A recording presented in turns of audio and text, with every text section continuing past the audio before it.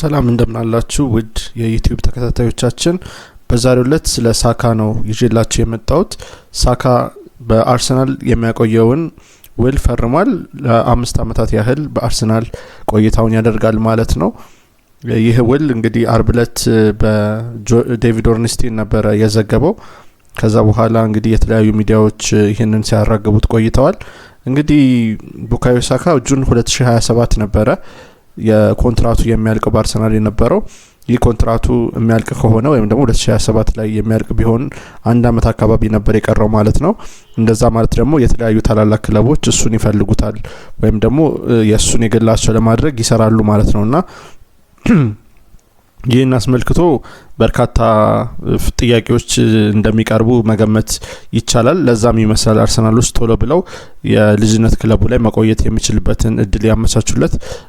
እሱም እንግዲህ የልጅነት ክለቡን በጣም ስለሚወድና በአርሰናል ብዙ ድሎችን ማስመዝገብ ስለሚፈልግ ውሳኔውን የመረጠ ይመስላል።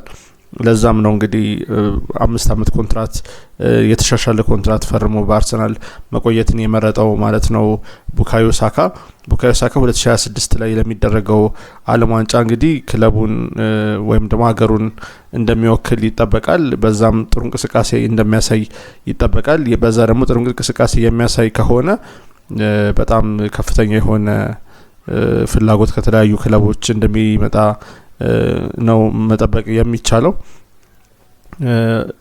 ቡካዮ ሳካ እንግዲህ ባለፉት አመታት አርሰናል ዋንጫ ለማሸነፍ ባደረጋቸው ትግሎች ውስጥ ከፍተኛው ሚና ሲጫወት የነበረ ተጫዋች ነው። ግቦችን በማስቆጠር አሲስት በማድረግና በጣም ከፍተኛ የሆነ ግልጋሎትን በመስጠት እሱ ምርታማነቱን ማሳየት የቻለ ተጫዋች ነው። ከ250 በላይ ጨዋታዎችን ተሰልፎ ለአርሰናል ተጫውቷል።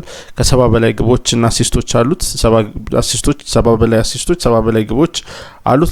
ለብሔራዊ ቡድኑ እንግሊዝ ደግሞ 48 ጊዜ ተሰልፎ መጫወት ችሏል ማለት ነው እና አርሰናል ሊያደርጉ ከሚችሉት ወይም ደግሞ ሊያስፈርሙ ከሚችሏቸው ተጫዋቾች ሁሉ ሳካን ማቆየታቸው ትልቁ ስኬት ነው እየተባለ እየተወራ ይገኛል ማለት ነው። ሳካ እንግዲህ ማራኪ አጫዋት የሚከተል ተጫዋች ነው።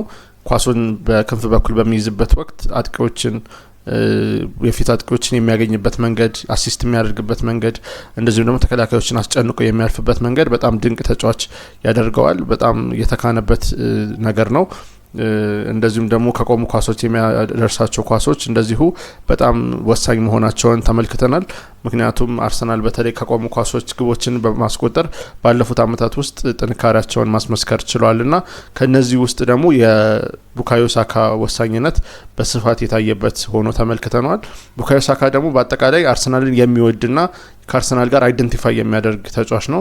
እዛው አርሰናል አካዳሚ ውስጥ አድጎ ለዚህ ለትልቅ ደረጃ መድረሱን ሁልጊዜ የማይዘነጋ ተጫዋች ነው። ለአርሰናል ያለውን ፍቅር በተለያየ አቅጣጫሚ ማየት ይቻላል። ሜዳ ላይ በሚያሳየው ትግል፣ በሚያሳየው ዲተርሚኔሽን፣ በሚያሳየው አቋሙ እንደዚሁ ማየት ይቻላል ማለት ነው።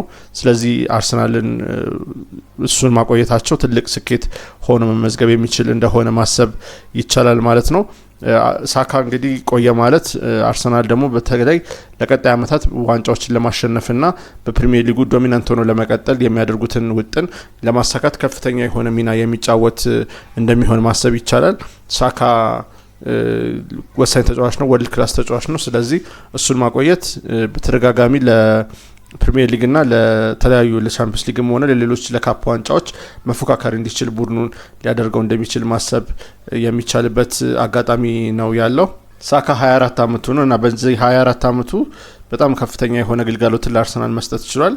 ባለፈው ኦክቶበር ላይ ከ100 በላይ አሲስቶችና ግቦችን በማስቆጠር ለአርሰናል ወጣቱ ተጫዋች መሆን ችሏል። እንደዚሁም ደግሞ ለሚኬል አርቴታ ቡድን ምን ያህል ወሳኝ እንደሆነ እለት እለት እያስመሰከረ የሚገኝ ተጫዋች ነው።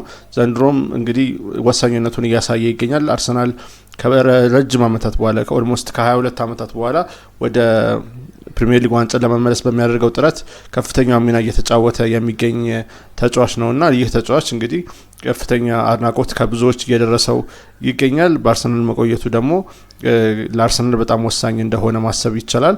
አርሰናል እንግዲህ እንዳልኩት ለሚያደርጋቸው የዋንጫ ፉክክሮችና ከፍ ብሎ ለመታየት በሚያደርገው ጥረት ላይ የሳካ መኖር እጅግ ከፍተኛ ሚና ይጫወታል ማለት ነው። ሳካ ለ5 ዓመታት የሚቆይ ከሆነ ከዛ በኋላ እስከ 2032 ድረስ የሚያቆይ ኮንትራት ይፈርማል ማለት ነው። ስለዚህ ይሄ ለአርሰናል በጣም ትልቅ ዜና ነው ብሎ መናገር ይቻላል። ስለተከታተላችሁኝ አመሰግናለሁ። ሰብስክራይብ፣ ሼር፣ ላይክ ማድረግና አትርሱ። አመሰግናለሁ።